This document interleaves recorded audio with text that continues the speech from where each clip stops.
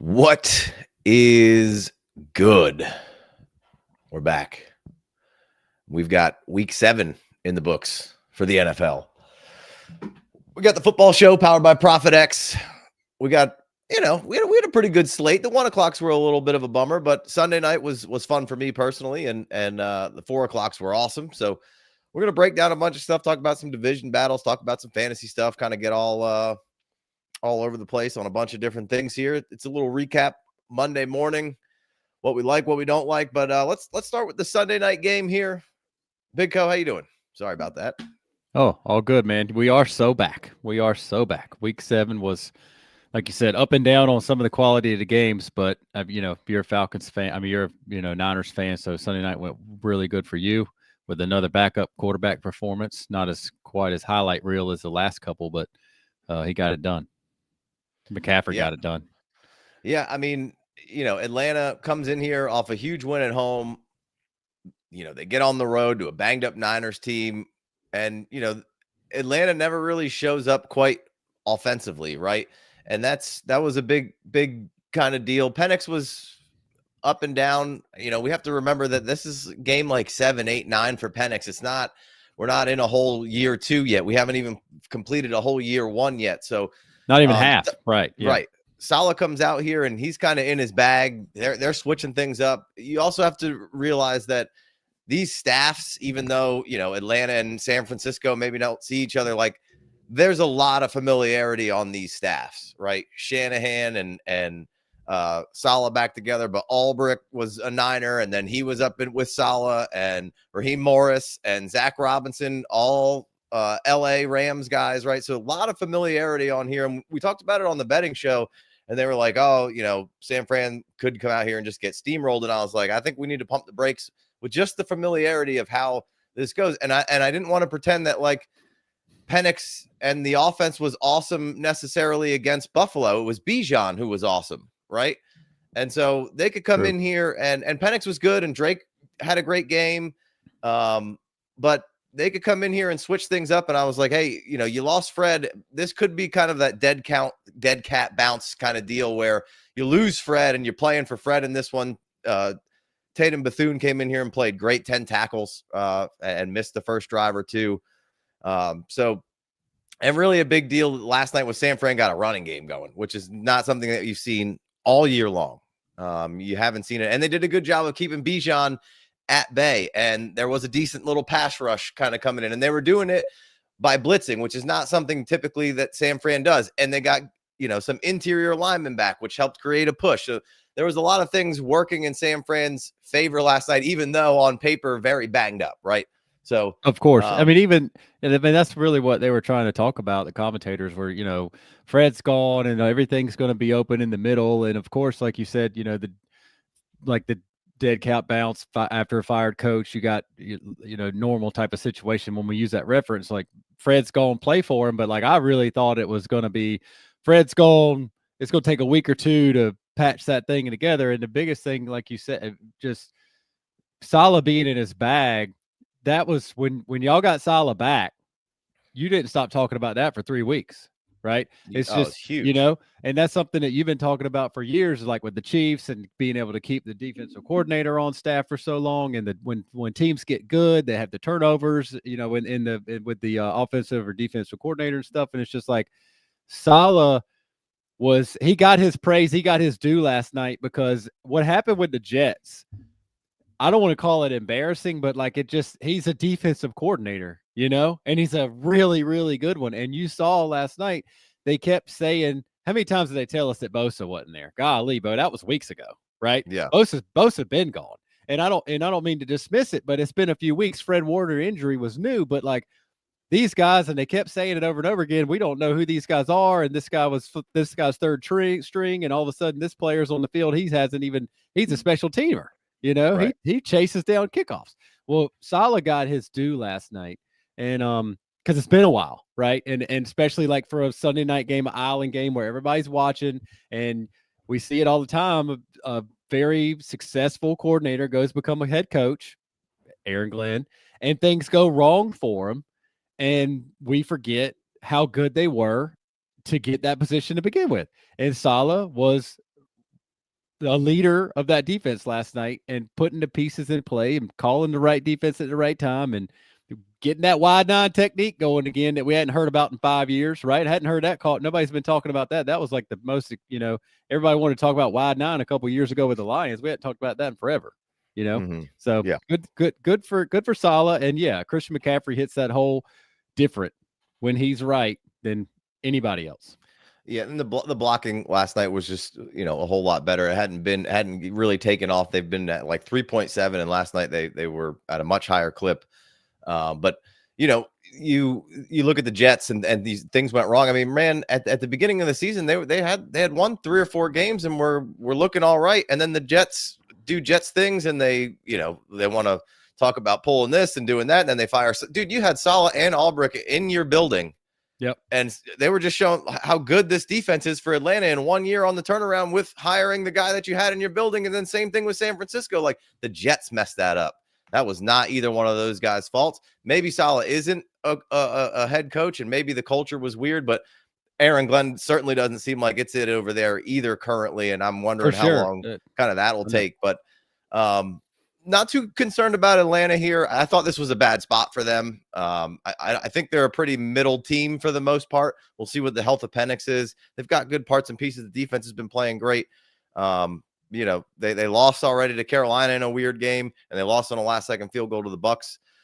So they've got a little bit of an uphill climb. They got to win. They got to split those next games with those guys, right? But not terribly worried about Atlanta. The defense is good. I think their offense is going to be just fine. They run the ball well. Big topic of conversation is Mac Jones. Mac has been outstanding. Niners have him on a 2-year deal, but if you're San Francisco, would you entertain trading Mac Jones even if it was in the offseason? I mean, Mac Jones should be a starter for somebody, right? And that's you and I. We literally put together a show for the Dynasty channel right before the season started and talked about some of these quarterbacks that were backups that if they get a chance to play, they're going to be good. And Mac Jones being in San Fran is the perfect spot.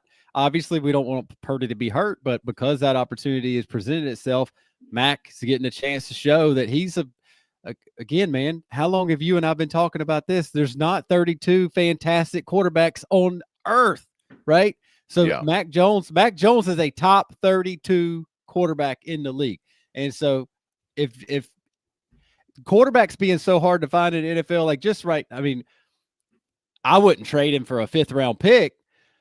I'd keep him because you had the wherewithal to sign him to a contract. So good for you. Keep him, right? If Purdy gets hurt, this is about trying to win. How much shade did San Fran get thrown at them in the offseason about, oh, they're old and they're losing their window to win the Super Bowl, and they had their chances and they couldn't get it done. I'm not going to want to dig up what happened to get the Chiefs and playing against the refs and all that stuff. Like, they should have at least one Super Bowl in the last 5 years, but they're trying to win, and having a backup quarterback in the NFL is one of the hardest things. It's harder to have a good quarterback, much less 2, and they got one. But yeah, I mean, if they're getting like a really good, I mean, a high-end, a 2nd round pick from a bad team, maybe, but I'm not trying to move Jack. I'm trying to hold him to that contract to keep my team. Because look, dude, what are they, 5-1, right? Yeah. So like, and 4-2. Not take, not 5-2. I don't want to send stray bullets at Dobbs or somebody like that, but like, if you don't have Mac Jones, are you 3-3? And so like, oh, you might be right. Yeah. So, oh yeah. Like, I'm not trading Mac Jones off the Niners. It's not like he threw for 500 yards and 5 touchdowns against, on the road in the Vikings. And he just, it's not like but before that, he had been the first Niners quarterback in history to throw for like over 300 yards in the 3 games. And last week, he's been #Warrior, just banged up, and it's only been playing. It's only been 7 days since somebody was like, Brock Purdy's scared for his job. I mean, but I don't think there's this, hey, Mac Jones is too good to be on the team type thing. I literally said that about Mac Jones when you and I made that video about Mac Jones leaving the Jags. I said that Mac Jones played so good down the stretch, and we haven't seen enough about Trevor Lawrence on the field. We know enough about Trevor Lawrence's upside and potential. We haven't seen him be good enough on the field for a long enough stretch to deal with Mac Jones being on the team. I Yeah. don't think that's the same case for Purdy. I really don't, man. Yeah. Yeah. I mean, there's several teams in the league right now who are looking around and going, all right, well, if we could just have professional quarterback play, we might be, a pretty solid team. So, I don't know what that is. We get things skewed because of the dynasty brain of what the NFL will actually trade for things. And it's never as high as you think it is. But like you said, like it would have to be something like a second or third round pick to, trade Mac Jones, I think, for this Niners team right now in the offseason to, somebody, like even we'll get to it at some point, but like look at what Brissett's doing with Arizona right now. Right. It's just like a professional scheme fit quarterback, a little bit better than what Kyler is for what they're trying to do there right now. Right. And obviously you're not going to trade him to the Cardinals because they're in division necessarily. But, Aaron Rodgers is out the door potentially next year, and Pittsburgh's, you're not going to probably be in position to draft a great quarterback this year. I don't know. So True. Interesting. Definitely something to keep your eye on. So, all right, let's keep it rolling. Let's go into these 1 o'clocks. Like we said, gross slate here. And with the early morning game, we had that, Kansas City, Vegas in Kansas City. Rashi returns. He gets a nice little preseason game to get him on track. Kansas City's resting starters in the fourth quarter, 31-0, right? Said it last week. I'll say it again. I'm sorry, but the Chiefs are the best team in the league. Once again, here we are, right?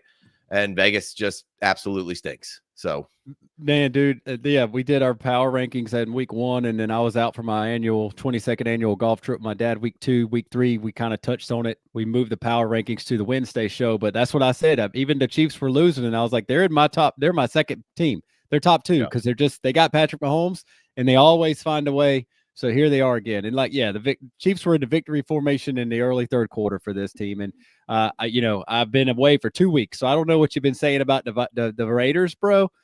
But I really felt with the coach and Chip Kelly, offensive coordinator, sure, and bringing in Geno, and then bringing in the wild card, bringing in Ashton Genty, the phenom, right? So I got 4 prongs right there, Casey, to turn around the morale, the direction, everything. I thought, I had big plans for Geno Smith and the Raiders this year.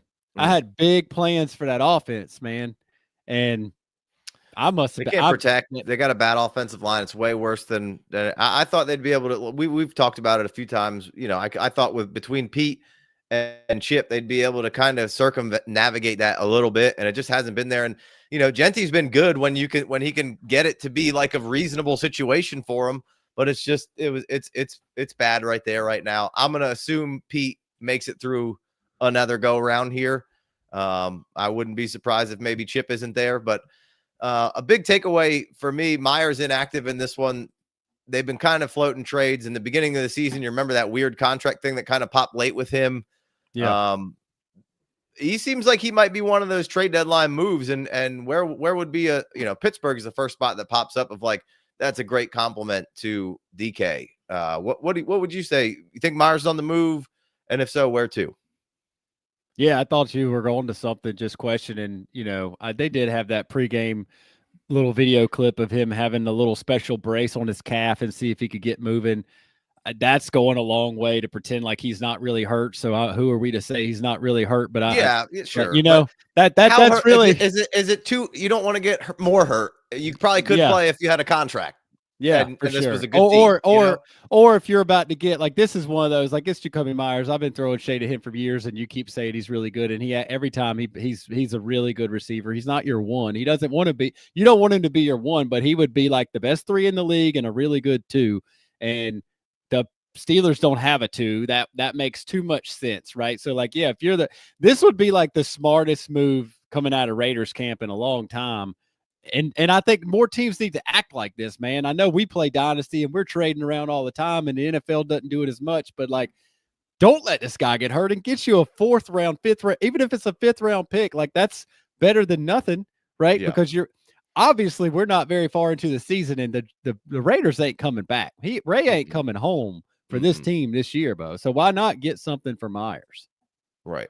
Yeah. No, I'm with you. I think he should be on the move. I think Pittsburgh should be calling him up. They need another weapon over there, bad. But we'll see what happens. JB says Myers has shown nothing with Bowers out. I mean, Jacoby's been showing something for years. I think the Raiders just stink right now. And Bowers being out, of course, like Corey said there, you don't necessarily want to have to lean on Myers to be your guy, but if he can be your two, he's one of the better twos. And then if he's, kind of your second, third option, that's kind of where you want it to be. And in Pittsburgh, you'd kind of have DK, you'd kind of have Metcalf, and then you kind of have that mix of tight ends that you can kind of float in there. I feel like, he's be such an upgrade over Calvin Austin or Roman Wilson or whoever else they're trying out there right now. Yeah, exactly. Well, and he's a pro, right? So, right. I mean, and like he's not great at anything, probably really good at everything. So like, and Rodgers would love that. Rodgers would love to not have his second string, his wide receiver 2 be some young guy they're hoping on, right? Yeah. They don't need hope out of wide receiver 2 right now. They need production, and they need to keep these W's coming. And like you said, I mean, they got a 40-something-year-old quarterback who, right? Thank God he didn't get hurt when his offensive lineman tackled him coming off the field. So yeah, it's I think it makes too much sense for the Steelers, and that's what 5th, 6th round pick. Like, you're not getting much, but get something if you're the Raiders. Better than letting him walk. Yeah, absolutely. Shoot over to the one across the pond here. This is a terrible game. Another snoozer over there. Rams blow out Jacksonville 35-0. Devontae steps up in the Puka absence. He has 3 TDs. The Jags just were off on this one. No Devin Lloyd on D.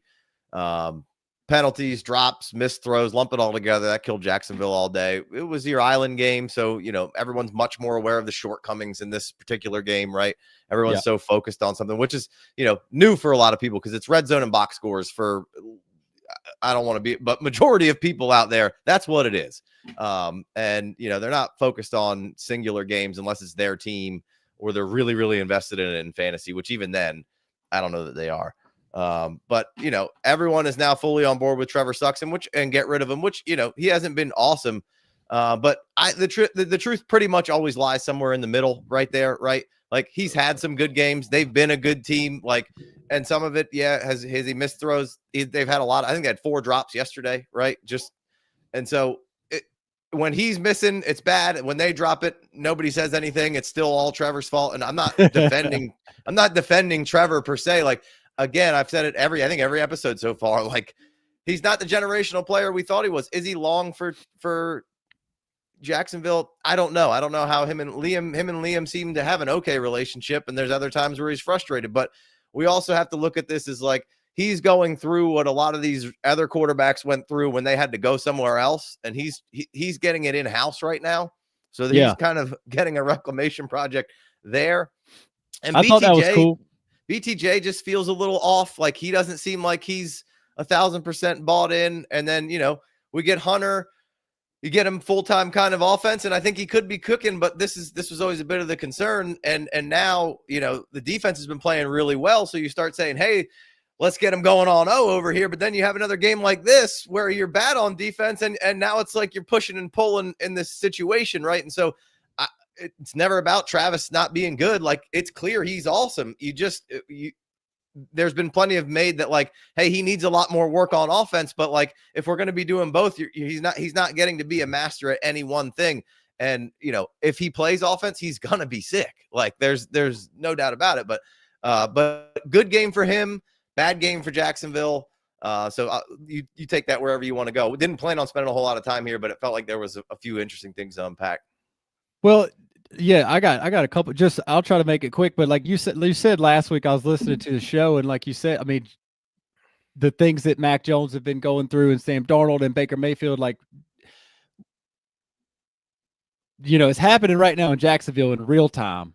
And the first couple of weeks, right, Jacksonville was 4-2, 3-1, 4-2, and not that, so like everything seemed like it was just flip the script, got Liam Cohen to the rescue and this and that. And for fantasy purposes, Hunter wasn't doing anything. He was even, I heard him, on some podcast saying you could drop him for redraft and this and that.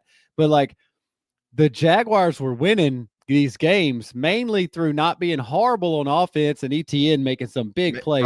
Being able to run the ball, which hasn't been there the last couple of games. Let's be honest. ETN has made some monster plays those first 3 or 4 weeks, but it was the defensive turnovers that we were hearing about. And that's the quickest way to win or lose a game is turnovers. And Stafford is the kind of quarterback that's going to put that down and make that stop.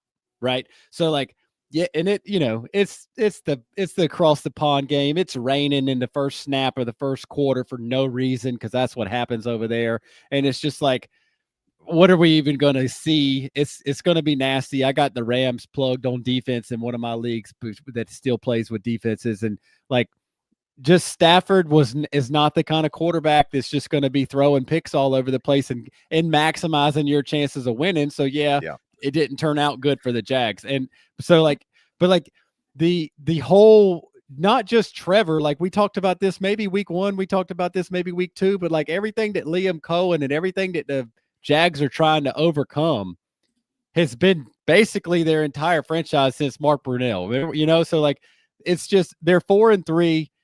The sky's not falling. It's never as bad, like you said, it's always in the middle somewhere. The sky's not falling. It's just a bad game in a bad spot. And you would think, yeah, they go over there all the time, but like the Rams are just a bad defense to play against if you're not like cooking, right? Right. And so well, and Stafford, right? I mean, you look at the box score and you're like 21 33, 182, but 5 TDs, just surgical with the spots when he just killed you. Oh, I mean, the Devontae Adams, I don't think I've ever seen a stat line like this. He's got 3 touchdowns for 5 yards on those catches. Yeah. Right? 1 yard, 1 yard, 3 yard. Like, I mean, I'm just, so that's just Stafford having fun at the goal line right there, showing off a little bit, really, with his new toy. But yeah, I think, I think the Jags gonna go home and lick their wounds and probably look a little bit better on another day. And maybe, we don't know what's going on in those practices. Like you said, the thing that you and Chev were leading the entire industry on pumping the brakes on Hunter, right? And just from a fantasy aspect, not from a, and I'm always in the corner. I'm like, well, guys, he's the best player on the field, blah, blah, he's awesome. Like, right? So we don't know what's going on in practice. And this is one of the things you were said, this has never even happened before. And it's like, Ohtani can do it in baseball because they play by themselves. It's a one-on-one game, right? It's a one-on-one game. And in football, it's 11-on-11. Like baseball practice, you're not actually practicing anything, right? Yeah. You play, maybe you're trying to perfect your turn right there to do a double play with the shortstop and second baseman. But outside of that, you practice one-on-one. And so like, what's going on with Hunter and the Jags in practice right now? We don't know.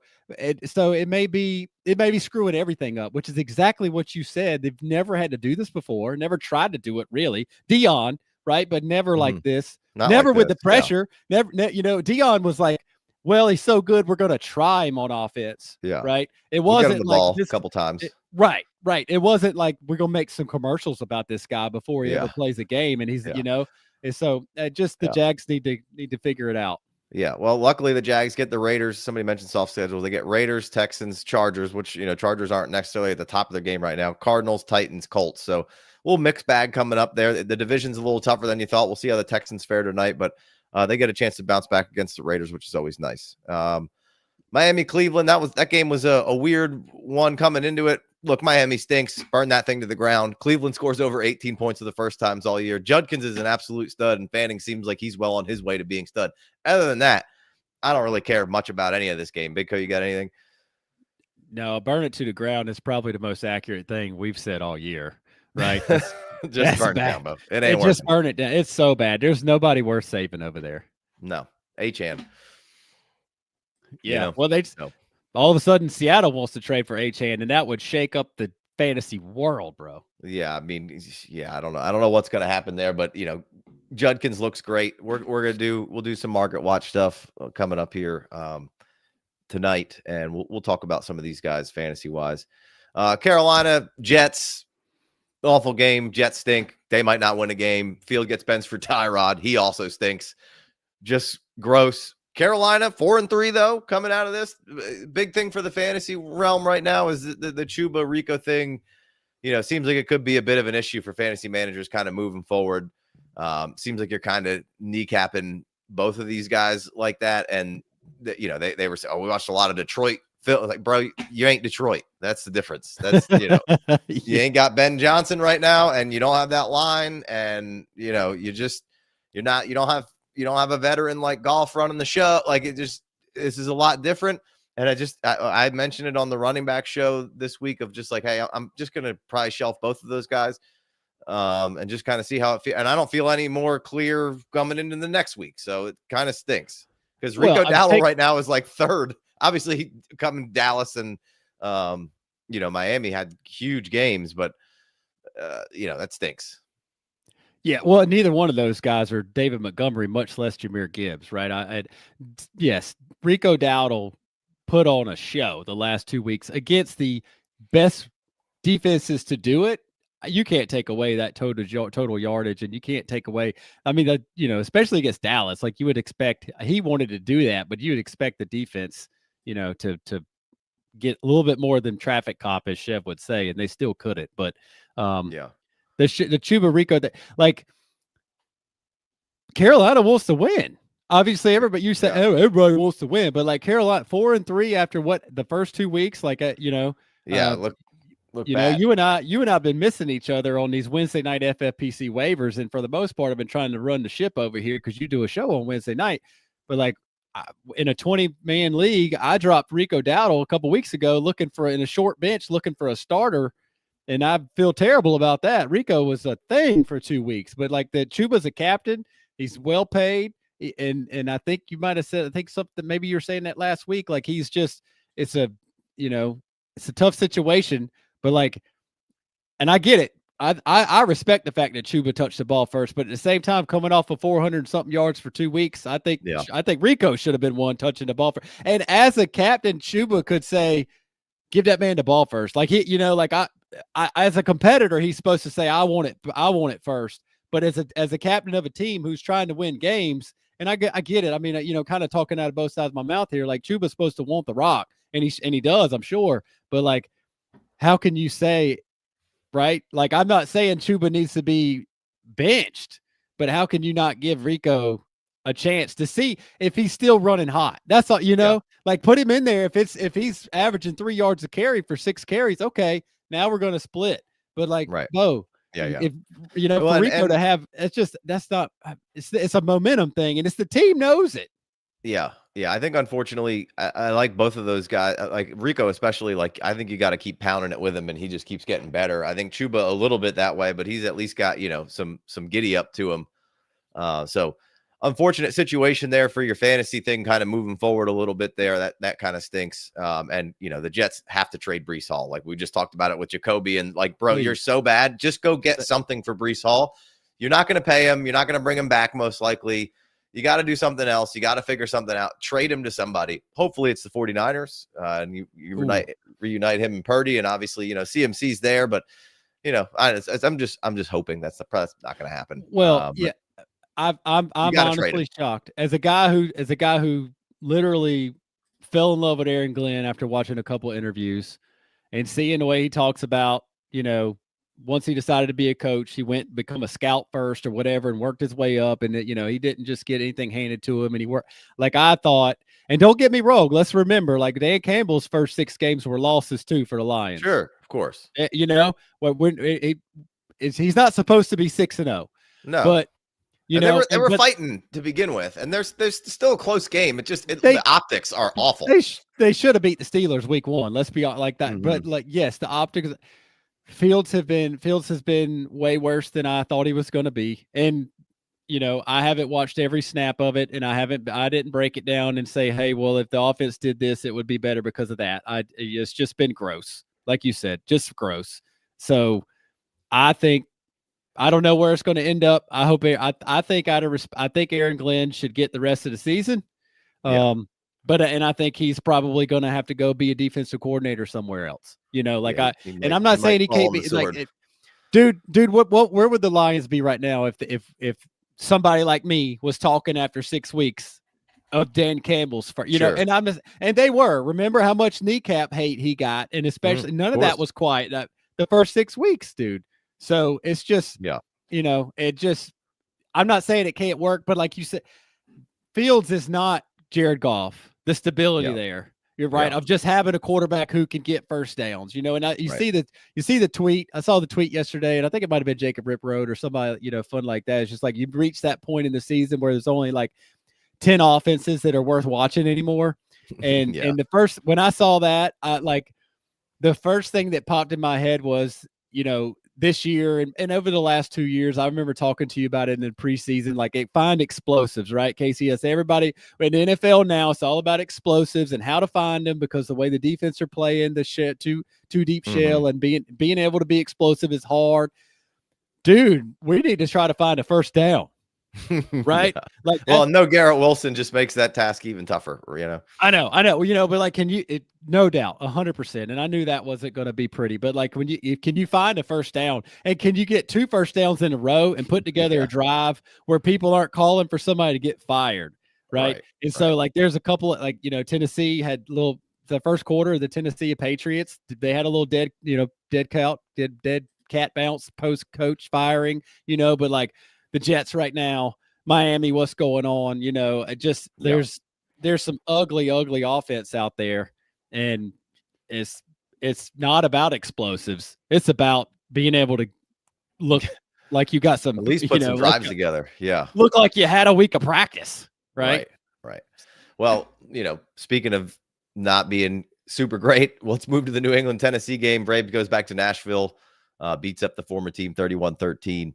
I do want to talk about Drake May for a little bit, but I want to go to the other side and just talk about Cam Ward. I thought, there was parts of this game where it felt like he was like, there was a weight off of his shoulders a little bit. But obviously, it doesn't go well. They get beat up, yada, yada, yada. But I saw, I don't know if it was this morning or whatever. I saw Scott Connor basically saying all the metrics say that he's historically Cam Ward stinks and yada, yada, yada. And it's like, dude, crumble that all up and throw it away. That doesn't matter. There is no measuring stick right now for Cam Ward. You can't, nothing that's happening around him, you can measure. I don't care about those metrics. They don't matter right now. Tennessee is just broken. There's nothing going on, right? It stinks, and you can take all those metrics and do, you can live and die by those. And I'm not hating on Scott by any means. I know he's mostly a numbers guy, and that's how you want to do your business. That's fine. And there's plenty of, credibility to that. And there's a way to play Dynasty with just using metrics and kind of using the market and your sheet to make plays and move things around. And that's great. And there's, that's not how I particularly want to do it. I want to use a whole combination of things, but I just kind of want to go back to like, I'm sure the numbers said Mac Jones stunk those second couple of years, and he wasn't great in Jacksonville last year, I'm sure spreadsheet wise, and Sam Darnold and Baker Mayfield, and the list goes on and on with reclamation projects. And I mean, hell, go back to last year, and I'm sure all the spreadsheet warriors were telling you how bad Caleb Williams was. He's terrible. Sure. He sucks. Everything's inefficient, and he's at the bottom of everything. And look how much, he might not be great. He's still learning and figuring things out, but they're winning games, and he's made big plays. And fantasy-wise, he's been a good quarterback. Hell, last year, those spreadsheet warriors were telling you that Patrick Mahomes sucks. And now, all the last 2 weeks, all I've seen is Patrick Mahomes the quarterback one in Dynasty again? Bro, what the fuck were we even doing? Again, throw your spreadsheet out the fucking window with Patrick Mahomes. He's the best in the league, and they've been trying to get the offense right, and they haven't been able to. And now you get, obviously, Rashi comes back against the Raiders, and they crush, and they're sitting in the fourth quarter. But, like, we've already seen the difference in this offense with just now everybody gets to go back to their actual roles that they designed for this offense. So, like, just relax there's no measuring stick that you can throw. Like, just stop with the Cam Ward. Like, out there, he looks fine. And you could say, hey, well, look at what Jackson Dart's doing. And they should have taken Jackson Dart. Like, it's different. Jackson Dart's running around. There's some energy in that building. Like, things are just going differently right now, specifically in New York. Like, look at Daniel Jones. He was terrible in that building. Like, awful. Go. And he goes over, and the Colts might be the second best team in the league. And so just caution yourself when you go that. Like, you shouldn't have an answer 7 games into your rookie season as a quarterback. You just shouldn't, especially when you go into a situation like that. So, again, no shade to that. I'm just, the JSN stunk and Roma Dunze stunk because of you know what I mean? Just with patience and redraft. You should have never drafted Cam. So, it's just, sorry. Anyway. Well, no, it's like, you remember the talk of the town last year was the team, the quality of team, because of the trade that was made with the Bears and the Panthers. Caleb was going to a team in Chicago that never gets the first pick. They were too good already, and it's just like, things were not terrible before that whole Washington when they fired the coach, and things looked good for a couple weeks for Caleb, and then all of a sudden the Hail Mary happened and it broke the back, and then everything stunk after that. But as in a whole, some fantasy numbers for Caleb weren't even that bad last year. That was on a team that was quote unquote supposed to be way too good for the number one pick. Well, guess who wasn't way too good for the number one pick? The Titans, right? Yeah. And so and they're still they were reeling, and I'll take it home, man. I'll take it home right now. Lenore Sellers for the Gamecocks, not being developed, horrible, gross, vanilla play calling, and horrible offensive line play. And you know what? The factors, like just like we were talking about, throw away Tennessee's broken. Like South Carolina Gamecocks put 5 studs in the NFL last year, and like team record 5 picks in the NFL before the end of the 4th round, right? Mm-hmm. And like some monster defensive players that were getting those turnovers, just like we talked about with the Jags, to help you win games. And that was, Sellers was out there running around looking good, and he's all of a sudden the Heisman Trophy winner because the Gamecocks were on a heater to end the game in the season last year. And then you take away the defense, and then you take away the offensive line, and then you bring a bunch of and for some reason, we didn't hit the portal hard for the wide receivers. We were just going to grow them up when you got a quarterback who, so like right. The same thing applies. So here's Cam Ward, who literally goes to the podium and gets on the microphone and is like, dude, I'm playing like shit. That was ass, right? He ain't, He's not hanging his head. He's not saying that this team sucks around me and I deserve better, right? He's literally doing everything you could ask him to do, except for elevating the team around him, right? And how bad would it be if there was another quarterback that was just sitting back there in the pocket that didn't even have any mobility, right? Right. So there's a lot of things that are broken in Tennessee. And if the one thing that I would is if I'm a Titan fan, you didn't take too much time to fire the coach. Check that off the list. Yes, your whole system is broke. Your back is broken because you let Vrabel go. That was a mistake. Obviously, yeah. You're living with that. Well, that's exactly a good, like they've traded AJ Brown. You let Vrabel, like yes. you brought in another GM. You've botched things at every effing turn right now, and it's just you're chasing it. You're chasing it down the rabbit hole. The one thing, let me say this before I forget to say it. We'll go into whatever you want to go on to. I believe, from what little I know about Cam Ward, he can make it through this. Yeah, that's mentally. I believe he's got it right here underneath the shoulder pads around the. I believe he's got it in his heart to take this beating and come out the other side. Like he's going to need a new coach. He's going to need an offensive line. He's going to need a couple of playmakers, right? I mean, yeah, they might have hit on A. Manor, and Calvin Ridley's got upside to be old, but like it is what it is. Nothing's going right. We all drafted Tony Pollard was supposed to be the 6th round, 7th round savior at the running back position, right? Like nothing's happening for Tennessee right now. Nothing. This is a fantastic buying opportunity for Cam Ward in fantasy football, for Dynasty, I believe, and just got to put him on the bench because it ain't right. Right, exactly. And I drafted in some spots, and not, if you're a bad team and you need, just like in real football, you need them, you play them. But I'm drafting them being like, I like what's going on here. I don't think it's going to be great this year.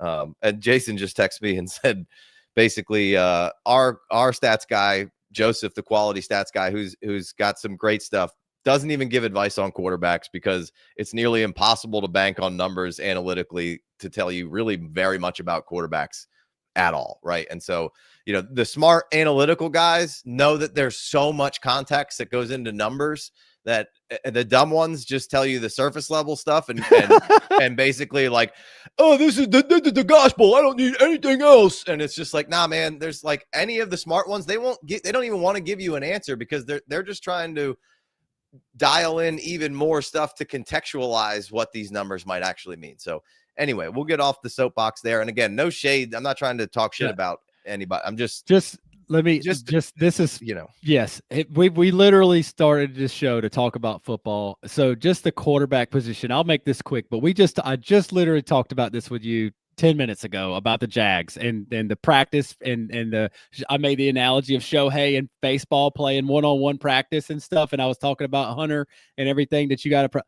The quarterback is so. We know it's a wins and losses and it's all on them. And when it's good, it's good. And when it's bad, it's bad. Like we sometimes when we bring up wide receivers, well, the offensive line's got to block for the quarterback to have a minute, and the quarterback's ball has got to be accurate enough. It's got to be catchable for the wide receiver. It's got to be thrown at the right time. Dude, the quarterback has all of that going on, and then he's got to get a play call. And the play call needs to be good against a certain defense. And the play call should be right systematically as far as like when it's called, if it's a good play call, like, you know what I mean? Like the quarterback is so dependent on so many more factors than just what they need to be taken care of. Right. And then when right. So like when things are going good, they get all the love. And when things are going bad, they get all the hate. Like Cam Ward could be doing better. There's no doubt about it. But when everything else is, and it's just not Cam Ward, it's just quarterbacks in general. And this is why we talk about quarterbacks going to bad teams. And this is like, you see that finally like what they show it in the last 2 weeks, the 7 of the last 8 first round picks or first quarterbacks got their coach fired in the first year. Yeah. You know, right. Let's not say it's the quarterback's fault, but it's exactly what we were talking about right there with Tennessee, Casey. The general manager traded AJ Brown, and I love that they didn't know what was happening. There's like a freaking video of the coach right now for the Patriots, Vrabel, in the background. You could just see, like, you know, that's like when the screen nowadays is cool kids make the screen go white and black and white on his face when the trade is announced. And he's like, we traded AJ Brown for a chance to draft a wide receiver. Right. What are we doing? You know what? It's just like that was 3 years ago. It has nothing to do with AJ, with you know, the quarterback now, Cam Ward. But that's, you know, like there's so many things that goes into it. Yeah. They've been making bad decisions. I mean, look, we'll wrap this up like this. You know, in the 2021 draft class, Mac Jones was laughed at and was terrible and yada, yada. Right now, Mac Jones, I think everybody would be like, yeah, I'd rather have Mac Jones than, you know, Trevor Lawrence. Right.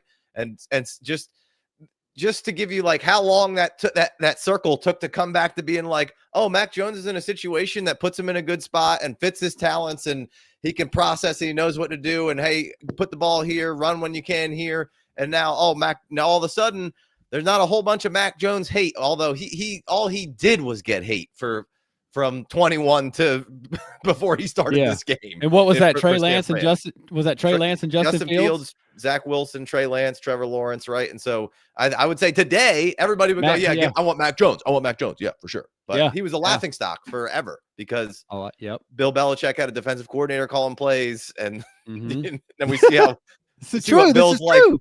Yeah, we've seen what Bill's like stands Brady. It's not good anywhere, you know. It's the truth. That really happened. Anyway, I had a bunch more New England stuff. We'll skip it for now because the Drake May talk's not going to stop. He's great. Is he a top 10 fantasy superflex draft pick next season? Let's say they get another good receiver, top 10, top 6. Where would you put him? Oh, like now? First round of Dynasty draft? Yeah, fantasy football. Super flex. Sure. Yes, absolutely. And the preseason win-loss total for the Patriots had me so confused. I get it. They could have been, you know, easy schedule, whatever.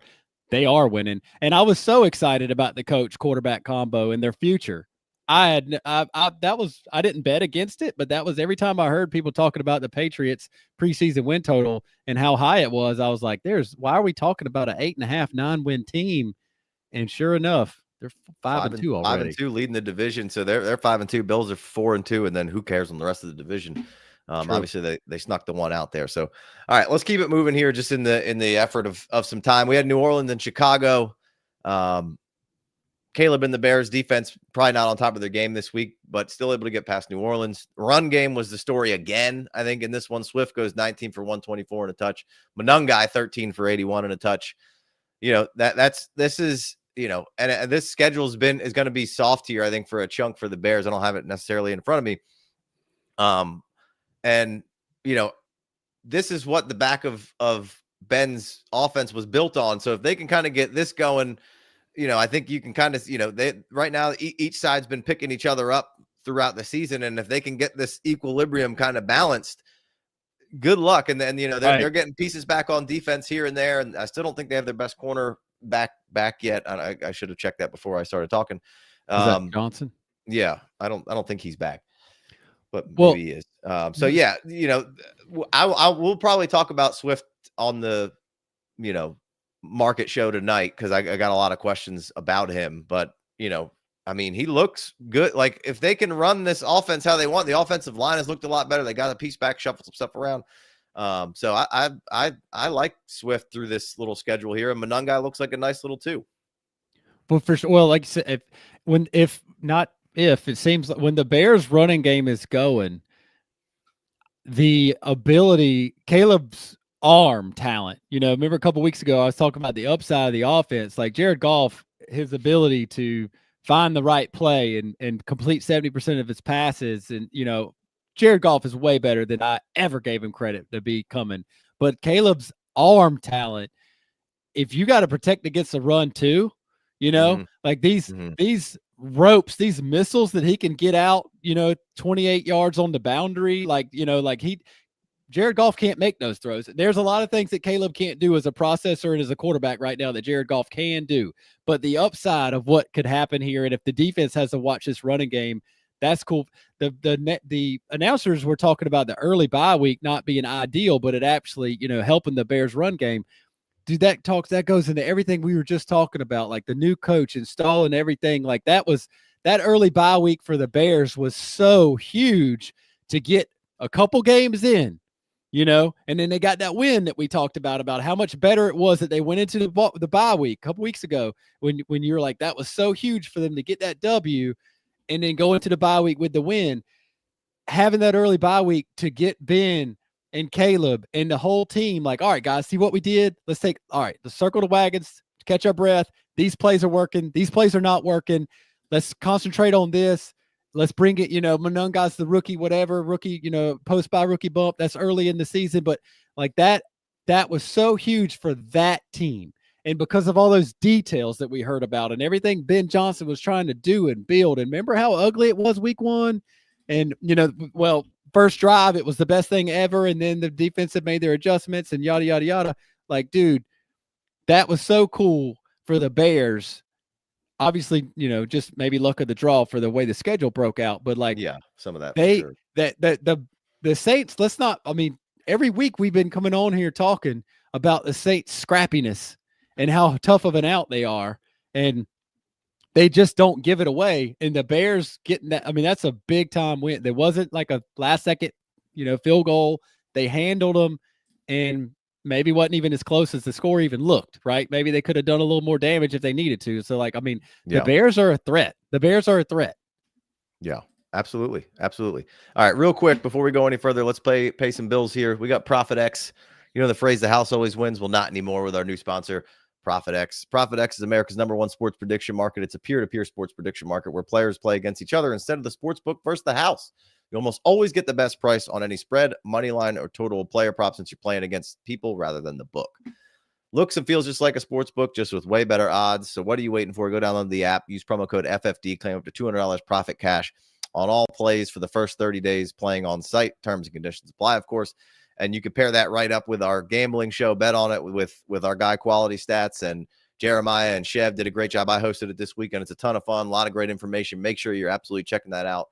But right now, I'd probably take a peek if we had to pick a game for tonight. I like Tampa getting 6 on a road against Detroit, banged up secondary. Nobody's hotter than Baker. You can't kill him.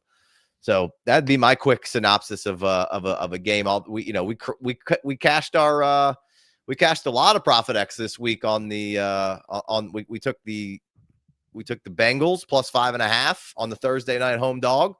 I took Alec Pierce overs on receptions and yardage. Nice. Cashed. So let's make it 3-3 this week. I got the over tonight to finish up a third leg of a parlay. I had the Cardinals getting 6.5 at home, and then I took the money line for the Patriots because I just didn't see the Patriots losing that game. So nice. Over for which game? For the Bucks Lions, and I would take over like 72 if all of the offensive weapons were healthy for the Bucks. This is one of those games that's going to be like 48-45. It's just with the offensive, wide receivers and stuff being hurt for the Bucks. I think, I assume that Baker's going to be playing catch up because I assume that the Lions are going to come out there and look better than they did last week against a Chiefs team that really needed to win. So I think it's a good over spot. But with the offensive with the weapons being hurt for Baker's like Superman right now. I wouldn't want to be betting against him. I like the Baker +6, but also this is just one of those, if the Lions score 30, maybe there's a pick six or something that just opens that score a bit up and makes the Bucks, but it's not gonna shock anybody if the Bucks win. So whenever that's the case, I can definitely get on board, taking a plus number. Obviously you'd love that number to be 7.5, but it ain't. Yeah. All right. We were in the middle talking about that Chicago game. I just want to touch, you mentioned it at one point. We've been mentioning it all kind of year.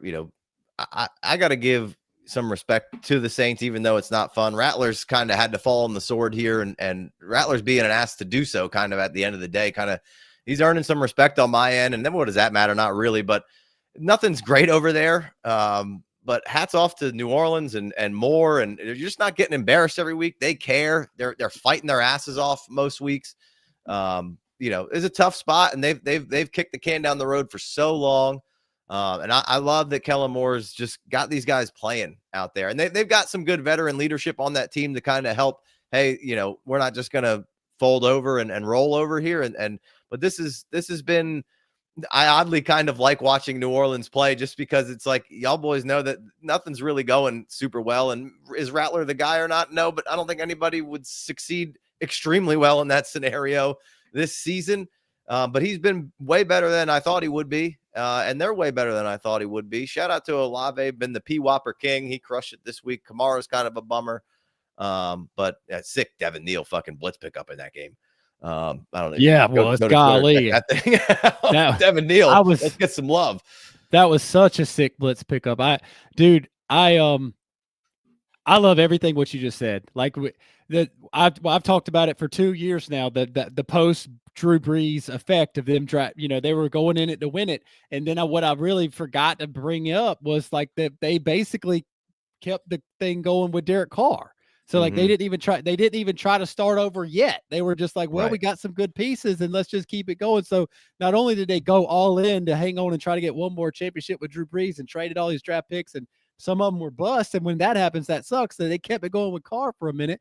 But and I get it. You get all in and you're selling out. That's fine. The Rams did it, won a championship, and then they had to circle the wagons and rebuild, right? So but they might have their coach. Right. And everything you just said, they might have their coach. And so they need to show patience and don't let him go somewhere else and prove that he's really awesome and then regret it.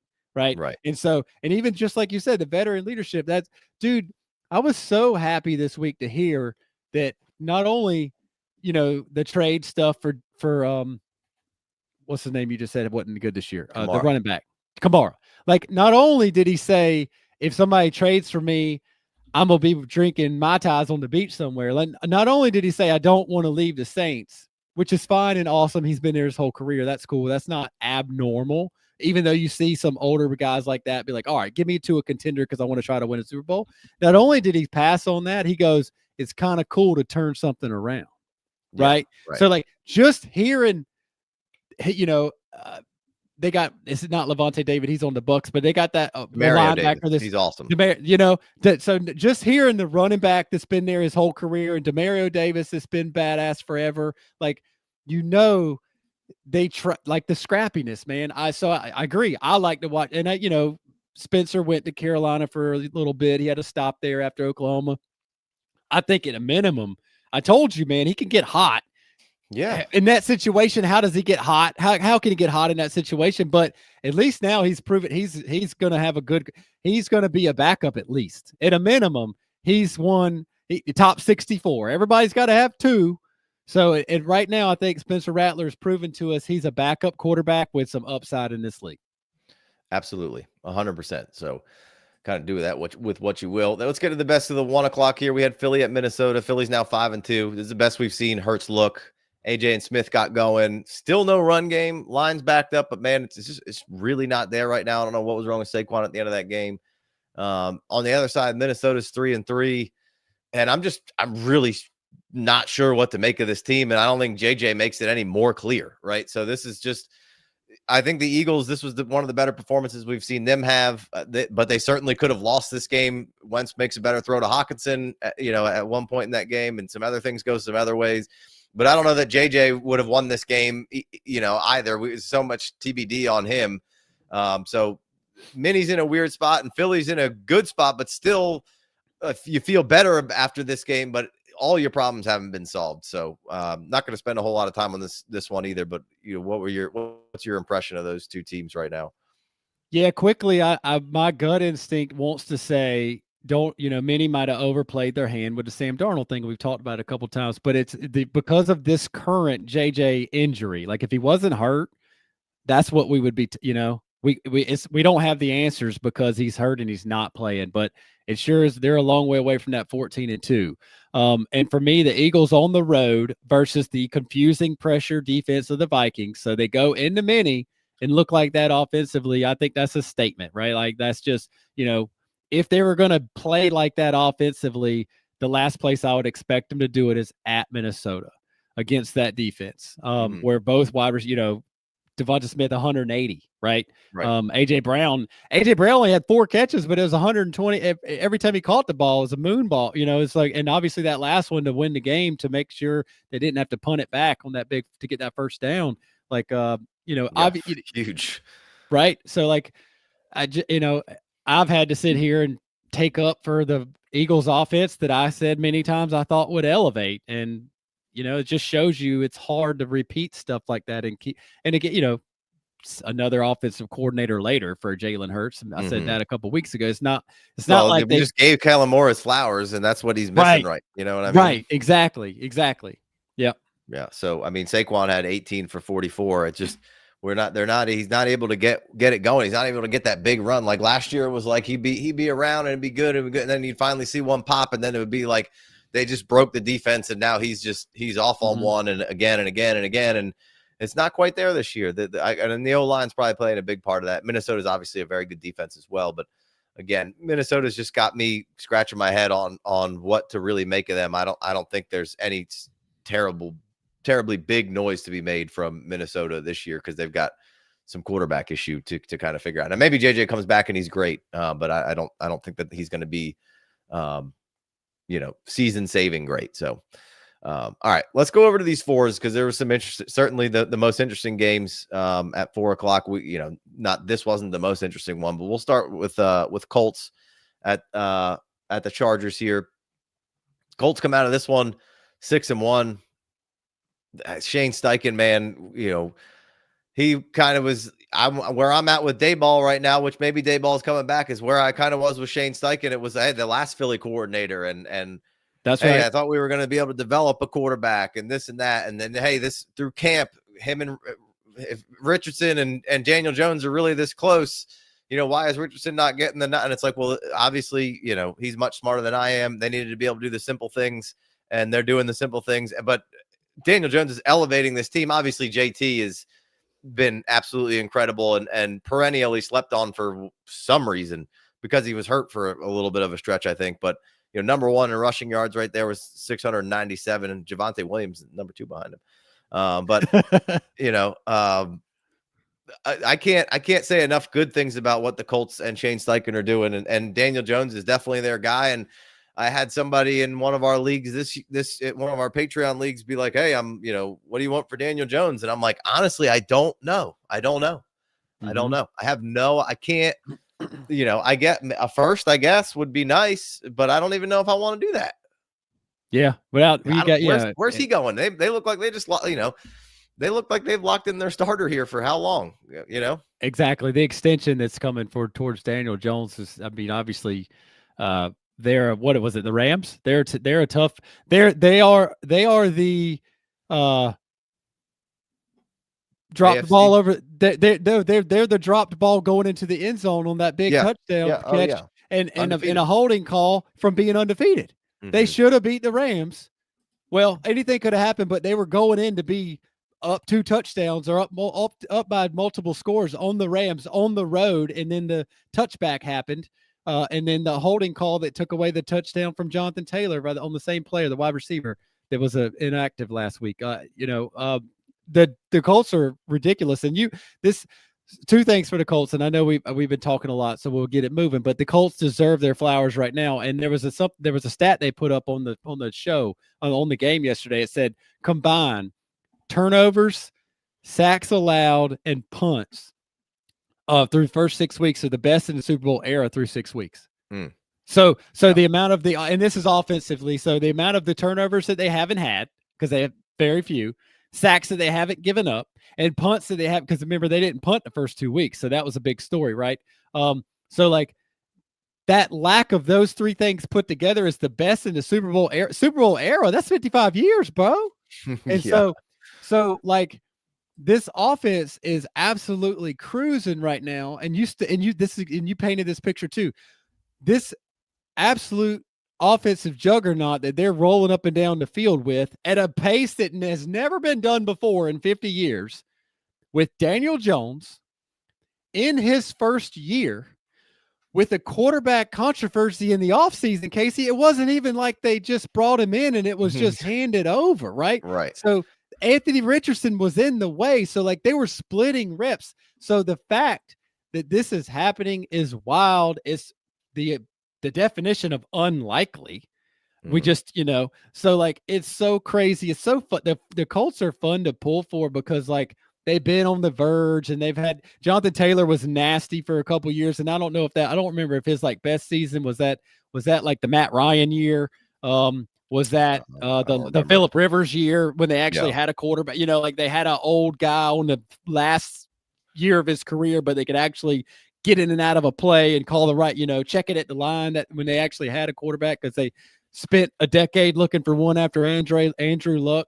Like the Colts just haven't felt like a threat since Andrew Luck, and they are now a threat. And it's Daniel Jones to the rescue. The most unlikely story of the NFL season so far is, like you said, doing the simple things. And like, if the Colts were 3-3 right now and looking okay with Daniel Jones, that's fine. Yeah, well, that would still be like a nice win for them. But like, this is exactly, awesome. Exactly. Like it's just, and if wins and losses in NFL, you could be 3-3 and be the exact same team as a 6-1 team. That's not what I'm saying. It's just, it's so unlikely what they're doing, and it's fun to watch. And everything we just talked about, dude, their defense is making plays. Yeah. Right? Oh, absolutely. The defense is making plays.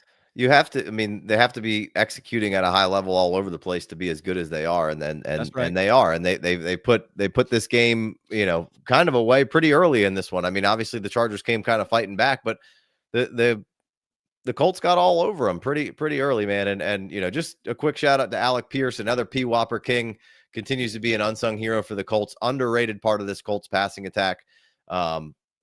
He shows up on that show a lot and we talk about him a lot, but a great little sneaky ad in a dynasty trade is Alec Pierce. And they got to figure out how to bring him back next year. I don't know what the Daniel Jones contract is like, but they should have some wiggle room there.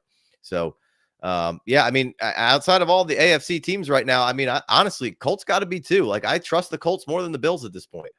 It's crazy. Yeah, as a team, yes.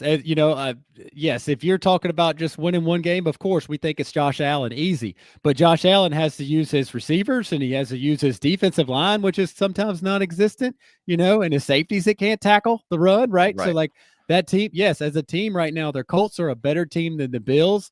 They don't have a better quarterback, but they got a better culmination of the parts. And this was your first week on Bet on It, and you and the guys were talking about Jonathan Taylor against the Chargers defense and how it was a mismatch. And that did not take long to show up. No. And then on the flip side, LA's 4-3. I was really high on them the first couple of weeks, being 3-0 in division, and everybody was. Then they kind of got banged up and got hit in the mouth a couple of times, and they've kind of taken a little bit of a step back here. They're going to get pieces and parts back together as the season goes on. Herbert's still playing, really well. A lot of Idell questions, rough script for him against the Colts here. Like I said, they kind of got up on him early, never let up. I thought he looked fine as far as the player out there. Box score doesn't represent that, not at 22.2 yards per carry, but like, it just didn't, that wasn't, obviously you can't play Miami every week, But you know, this wasn't a game that you were going to have a whole lot of success with very many running backs. Herbert threw it 55 times in an effort to be playing catch up. And, you know, one guy in the comments said, "Where's my Gadsden truthers at?" We're here. Gadsden was an absolute killer in the game. 9 targets, 7 receptions, 164 yards. Keenan Allen and Ladd both had heavy targets, 14 and 15. But Gadsden, for sure, the storyline and was a favorite of mine and Chev's this entire offseason as far as the late round stuff goes. And, I saw somebody tweet Theo and basically be like, "This is the overreaction I was looking for on Gadsden. Here we go again." And it's just like, I don't think this is an overreaction here, guys. Like, I mean, he's obviously not going to have 9 targets, 7 receptions, 164 yards because they're not going to throw it 55 times. But like, the reason we were excited about him is because the guys standing in front of him didn't seem like long-term solutions. And Gadsden's he's a wide receiver out there, and they're making, this is Isaiah Likely for Roman here. And I just, obviously not the complete same guy, but like when you watch both of those guys, they play the tight end position like a receiver, and you see it out there, and it just gives them one more weapon. And Keenan Allen will be out of there, whether it's next year or I don't know when, but Oronde Gadsden, if it was just like a fluke here and there, and you saw one game, but it's been kind of pretty steady throughout, like not every single game, but he's gotten targets, his play time's increasing, like it's getting harder and harder to keep him off the field, and he's climbing these tight end ranks very, very quickly. And I don't think this is an outlier. And obviously you could call it take lock for me because I like the guy, but like everything is there, like everything you want. You got the coordinator who likes a tight end. You have a good quarterback. You've got a system that's pretty proven. They don't even have, they don't have all their best pieces right now, which is the NFL, but like, and he's not your inline guy necessarily, but he can do a lot and create such a mismatch for this Chargers team. So I don't think this is like a one-off. I'm not putting him, up in the crazy discussion of, I'll tell you what I'd be doing right now in any league is going to send it to, I mean, obviously it sucks right now to try to trade for him and hope that the next game goes back down to earth a little bit. And then maybe I could, but like, I would absolutely trade a 2nd round pick for Oronde Gadsden right now. I completely agree. This is not the week to go trade for Gadsden. I mean, this is, where I don't have him. I should be clear there. That's right. Well, that's why it's fun to play Dynasty, right? That's why we got into Dynasty 10, 12, 15 years ago, is because of this is exactly that reason. You were in on Gadsden very early, first person to ever mention his name that I hear in my ears. And I smiled because I enjoyed Oronde Gadsden, his dad, as a Miami Dolphin, right? So like for some reason, like my dad liked Dan Marino, and that was obviously, I don't even know if those two guys ever played together. I doubt it, but maybe at the very end of Dan Marino was some, but it feels like the Dolphins were on TV a lot when I was growing up. And, Oronde Gadsden was a fun name, and he played well. And so I always smiled when this guy's name was coming up, but I honestly didn't think that he was going to get any kind of playing time this early as a raw tight end, because he's really a wide receiver, right? And so, yes, the problem with his immediate, when I say, next week or two's production, is because with a Harbaugh team, you think they're not going to be down 20-3 next week, right? So yes, 55 attempts. What does that mean? It means that the Chargers, it was like they were playing catch up from early because the Colts jumped on them.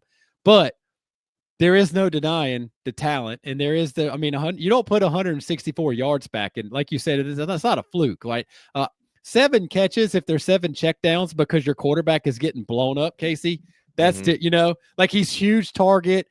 Oh my God, I can't do, the offensive line is bad. We've got injuries, and you saw even the offensive tackle number 3 or number 4 got hurt yesterday. Like if it's Justin Herbert trying to get the ball out because he's about to get tackled and trying not to have a grounding penalty, and it was 7 catches for 32 yards, that's a whole nother game.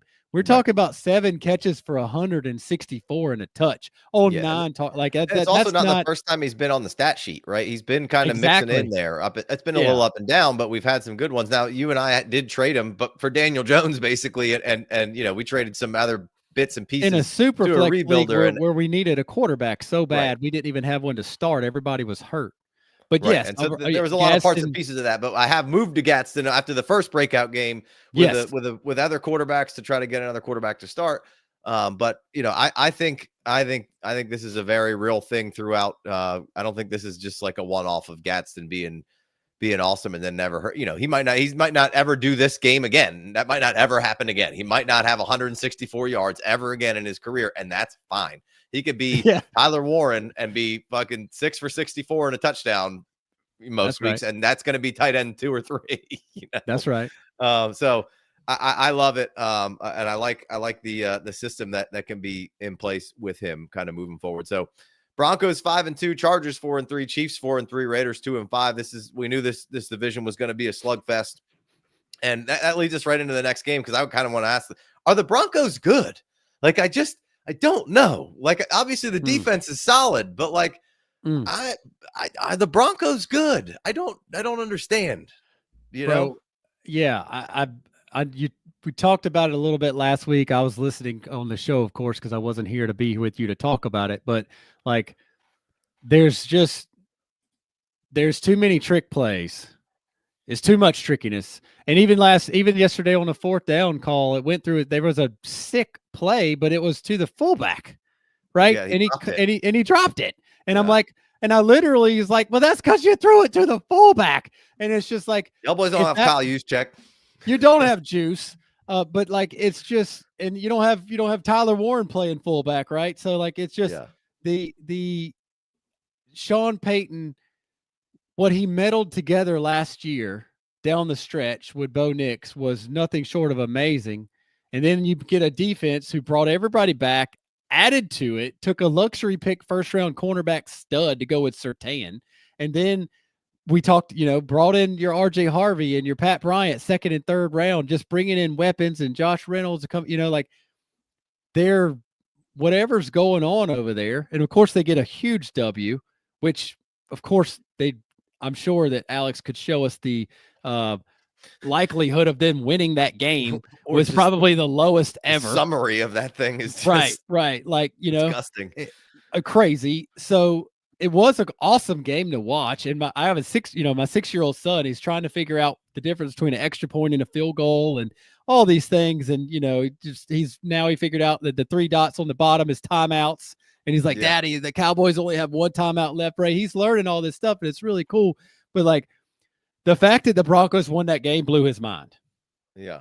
Right. He doesn't like, he's running around. He's trying to explain to Mom that they kicked the Giants were winning and now the Broncos won. He can't even put it together in his small 6-year-old head how the Broncos won that game. And the Broncos are really a good team, but offensively right now, it's just like Peyton's you can't be in your bag every play.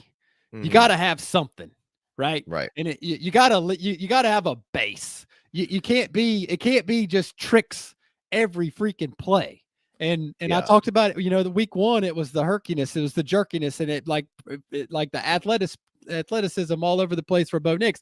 Like, he has all the upside in the world, but where's the Daniel Jones in this offense right now?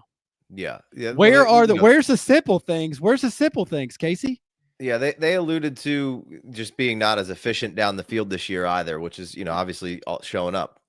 So that was kind of that's why I didn't love Bo Nix coming out. But then when these 2 guys got paired up, because it was just like death by 1,000 paper cuts, all this short stuff, and then they dagger you, and they were really efficient with it last year. And I don't know, maybe I could be completely wrong, but that's what I feel like is kind of the issue right now. And there's kind of the what a great picture play out of how that worked on the screen. But I can't put a finger on, but I think, we've kind of tried to break down this offense of like what it is. And, Bo Nix throwing it 50 times is probably not what they want to do either. But they're kind of mid-pack running the ball, maybe above average. And they're mid-pack throwing the ball. Defense is, top 10 in a lot of stuff. So they should be. I just always come away and I'm always underwhelmed by the Broncos. So, but they're 5-2. So almost lost to the Giants. A lot of things have to go right. I mean, you got to get Dart to make that mistake near the end of the game where they pick it off and score quickly. And, everything kind of, this is a weird game of bounces, a bunch of deflections into touchdowns and long plays. And It felt like, the Giants had the luck, and then the Broncos had the luck, and then Dart throws an interception at the end of the game. But the Giants have some juice right now. Jackson Dart, at least for the interim here, feels like, you found yourself a franchise quarterback here. 15 for 33, not something you want to hang your hat on, but again, had some deflections, some bigger plays. Only one pick. Maybe there could have been Terrible another one. pick. 283. So, Dart's got certainly something, and he's missing his best guy right now, which again, maybe could be good for him long term to just kind of have to figure some little bit more problem solving this year. They did a good job of kind of bottling up Scatterboo for the most part. Tracy had a big run where he was basically untouched, and it was a well-designed play. So the Giants come in here and probably are they're still figuring out how to close these games, right? They don't know how to do that just yet. Dart just needs to not make a mistake there, right? And then you probably got a much higher chance of winning the game, even if you punt it, right? So. For sure. For sure. If they punt that, they probably win, no doubt. But the biggest thing for me, when Bellinger got the first touchdown, and that early in the game, I'm like, that smooth pocket movement is one thing. Oh, it's wide open, great ball. Well, but it's one thing, Casey, for the young quarterback to do that in one game, and he did it in the preseason, and then they go on the road. It's a Thursday night, or the Thursday night home dog spot where they beat they beat the Eagles. Excuse me. They beat the Eagles, and now all of a sudden they're getting a 2-game winning streak going. And I'm like, all right, you're on the road, and yes, the Broncos have underwhelmed, but they're 4-2 coming into this week. Got the most sacks in the league defensively, right? So it's like, all right, well, and so they have the first touchdown to Bellinger, and Jackson Dart's looking smooth in the pocket, and I wrote like, can he stay smooth after that first 15 play of script run out? Mm-hmm. Right? Can he stay smooth after everything they practice all week has run out, and now they got to just run the plays in the playbook and get down in the second paragraph of the plays, and then they're making adjustments, and then can he stay smooth as the defensive adjustments happen on the road in Denver? And he did, man.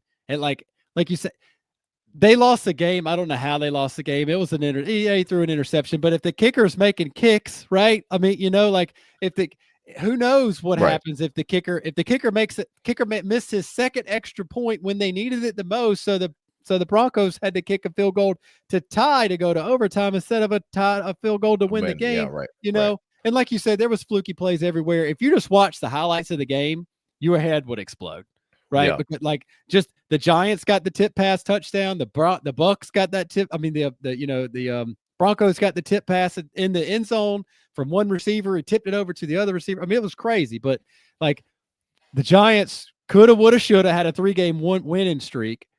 And then, so the Broncos take the lead with 2 minutes left, and the Giants go get it back. Yes, there's a holding call that moves the ball 40 yards and puts them at the 1. And when they did that hated that roughing call, and I hated that pass interference call. Me too. But when they did the quarterback sneak with Jackson Dart, there was 38 seconds left. I'm like, But that was before he missed an extra point, so I didn't know they were only, But I was like, it's too much. That's too much time left. But for the Giants, man, everything went right for you except getting the W. Right. So everything we talked about weeks ago with Jackson Dart not being the starter yet because he's all the hope they had, and that once you let it out, if it goes away, now what? You're doom and gloom, bro. It's better. It's better than I wanted it to be. It's better than I thought it could be. The Giants are fun to watch. Everybody talked about this week because of Jackson Dart and Scatterboo, but the actual quarterback play, he's throwing to Wan'Dale Robinson and who else, Casey? Right. Wan'Dale Robinson is supposed to be that, slot receiver, third best on your team. He's not even Neighbors is hurt, but they're supposed to be a Jacoby Myers somewhere, and there's not, right? Yeah. It's just they don't even have the Jacoby Myers backup guy. And just what's Darius Slayton? His name's not even in. He's not even showing up here. He's been banged up, right? And so it's he's got no in the stat on the TV last week was Wan'Dale Robinson had caught some passes and then nobody else. Like you Right. got this young quarterback who's, they got a massive defensive line. It's not the Titans. I Right. get it. They've It's not the got Titans. yeah. Well, and the energy's changed in the building. The offensive line's playing all right, and Jackson Dart way more willing to run around and do and scramble around. So like he's keeping drives a lot. Like that's just not in the comparison of Cam Ward. It's just they're trending in two different directions right now. But the way Jackson Dart plays the game is just different than how Cam Ward is going to play the game, and so it's kind of apples and oranges right at the moment for that comparison. But before the season started, it was again the two different franchises, and of course sure. Everybody, Dayball was on the hot seat, and Giants were terrible too, but they did have the defensive line that the Titans don't have. But like, we weren't sure if Jackson Dart could play like this. Yeah, no. It was Ole Miss and the schemes and the play calls and the and Trey Harris was always wide open when you throw it to him. And, dude, everything Jackson Dart has done has been fantastic. Awesome. Fantastic. Yeah, he's been great. I mean, there's growing pains. You're going to make mistakes. You're going to do stupid stuff, this and that. But, what we've seen for and I go back to the preseason of just like, hey, that changed the tide for me of just like, all right, well, he's comfortable. He's making good decisions. He's throwing it around. He's running around. So all those things super positive. And I'm excited to see kind of where this goes with Jackson Dart. They've got a bit of a gauntlet of a schedule. They just played the Broncos. They got the Eagles again. They got San Fran. Bears are kind of coming alive. Then they got Green Bay. They got the Lions, the Patriots. It's just so nice gauntlet here. And as long as your results aren't just complete bummers, I don't care about the wins and losses as long as you're fighting in those games. Those are all moral victories, you could say. And I get it, but that's huge for building into kind of where we're heading next year for New York, right? So, dude, 3 weeks ago when they when they named him the starter, and even the week before when we were like, please just put Jameis in, Alex put that schedule up on the screen for us, and we talked about it, and we were like, dude, you better beat the Saints because you'd be lucky to go one. You know what I mean? Yeah. So like, and they beat the Saints. They beat the Eagles. They turned it over a lot on the yeah. Right. So like, it's absolutely crazy that they got some of these dubs. Yeah. And it's just they're already way ahead. They're way ahead of schedule. And good for them. Right. I think it's great. And I love that the defense is fun. So all right, we're going to hit two more games before we get out of here real quick. We don't have to stay terribly long. Washington at Dallas, 44-22. Jaden Daniels goes down in this one. Hopefully it's not super serious. But Dallas was kind of the better team in this particular contest. No Terry, no Debo. Those are tough obstacles to kind of overcome. Run game wasn't working as well as I had hoped it was. I thought we would see a nice Bill week this week. Never quite got there, right? And then on the flip side, I've kind of questioned the Commanders all season long. Now they've had some issues at quarterback because of their guy who obviously makes a huge difference. Hasn't been super healthy this year, but you were a bad team. You had an easier schedule. Now you're a better team. You got a better schedule, and I think they're okay. I don't think they're awesome. I think they overachieved a little bit last year, and I'm not. I think they could beat anybody any given week. It's the NFL, but I just don't. I don't see them as a big of a problem. But Dallas is kind of maybe potentially trending in a much better position here. Dak stays super sharp. He's been fantastic this year. CD gets back and has a big day. Javonte, we saw number 2 in the league in rushing, slays again. George has an impact in this one. Ferg scores twice. And they even got Jaden Blue kind of in there with a little burn. And he's kind of an interesting piece that can give a little change of pace to this Dallas offense. So obviously we know the defense hasn't been awesome. They kind of were commenting how they were, maybe getting in some more man-to-man in this particular game here. And then maybe some of that has to do with the caliber of wide receiver that they had to kind of match up against. And they've been typically running a bit more zone. But offensively, there's not too many teams that can necessarily, I think, stop them from scoring 30 points. So, you kind of might have to, and a good offense will be able to match Dallas, right? Because their defense is poor, seemingly. We'll see if it can improve as the weeks kind of go in and out. But What's your kind of prognosis on Washington and Dallas real quick? And we'll kind of keep it brief here, and then we'll touch on Zona and Green Bay and get out of here. Yeah, I saw a tweet yesterday that said the Washington spent some draft picks to get older, which, and I'll tell you right now, and you know this, I said it multiple times. I liked that they brought Bobby Wagner and Zach Ertz back, and I liked the moves that they were making to build around this young quarterback and try to somehow be better than the team that beat the Lions in the playoffs last year, right? And they obviously are not. And then Bobby Wagner's getting drugged through the mud right now because he's running around so slow.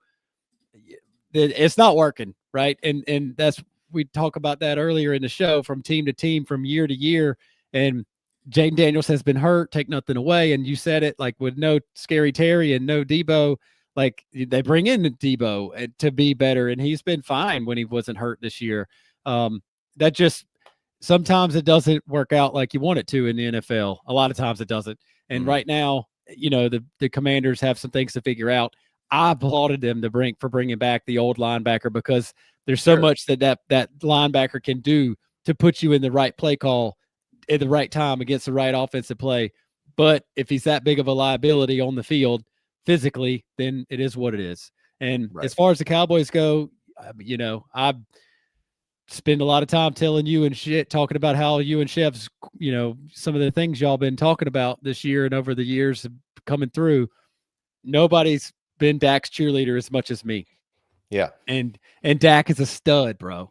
He's one of the top quarterbacks in the league, and he gets, because he plays for the Cowboys and because of everything that Jerry Jones does ridiculously in a not good manner, he gets drugged down. And like, he's a badass, and we're fine. And I did mention to you a couple weeks ago, like, this is the kind of thing, like, as bad as the Cowboys defense is, we see adjustments be made throughout the course of a season. So if they just can come back to being a little bit worse than average, instead of needing to be average, right? If they could just even be a little bit worse than average, but not, you know, Vegas, right? As long as they're not the Dolphins, they can make noise. And now, obviously, you don't want CeeDee Lamb to be hurt, but that's exactly what Dak and George Pickens needed.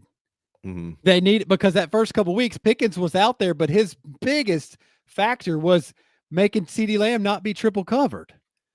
But now they've had a couple weeks for you know, with CeeDee Lamb on the sidelines, for Dak and George to get going. And now they got this two-headed monster with CeeDee Lamb and George Pickens. And because, like, that's exactly what the Cowboys needed. That's what Dak Prescott needed. That's what George Pickens needed to show everybody, look, I am a top 5 wide receiver in this league if I get a quarterback that can throw me the ball. Right. And so, and I remember people drug me into comments 2 years ago when I was like, George Pickens has top 5 physical ability. And someone's like, I can't believe you said George Pickens is a top 5 wide receiver. I said, I did not. His physical talents are top 5. And now Dak and him had some time to work together as the one. And you get him and CeeDee Lamb on the field, like you said, and Ferguson is a red zone threat. And Javonte is right. I mean, offensively, there is no defense that's in a 1-game sample share. Somebody could show up, but like, they got it going. And so now they're a threat. Yeah. Well, the Giants are going to come in here and mess up some division stuff. They're obviously not going to win the division by any means, but they're going to screw up some division stuff. Dallas is sitting here at 3-3-1. Eagles are 5-2, but they're not untouchable at this moment. They'll probably win the division, I would assume. And Dallas might drop another game, and, you know, the Commanders will probably beat one of the, you know, the bottom teams are going to beat up the top teams at some point and screw some stuff up in the East, but it's certainly becoming a much more fun division to be like, oh, there's basically the Eagles and then everybody else. And then obviously the Commanders popped up last year, but for so long, it's kind of just been Philly. I mean, Dallas has been solid, but you weren't ever really like, they're real threats here. And I think that they're trending in the right direction, kind of at the right time here. I kind of like what I'm seeing from Dallas. Obviously, again, like you said, you just got to get closer to average on defense, and they could be a problem for some people. So, but yeah, agree. CD being out and Pickens moving all over the formation and getting some rapport was, we talked about it a few times previous to CD coming back. I thought that was going to be big for them. So, all right, Zona, Green Bay goes to Arizona. It's a much tighter contest than I think some people think. Zona, I know everyone thinks they stink and they're awful, and they're like, they're not world beaters, but they pretty much play everybody really tight. They're a really good team. They're well coached on defense. I know everybody hates Kyler at this point. We've talked about it multiple times. Like, I don't know that he's the fit for what they want to do on offense.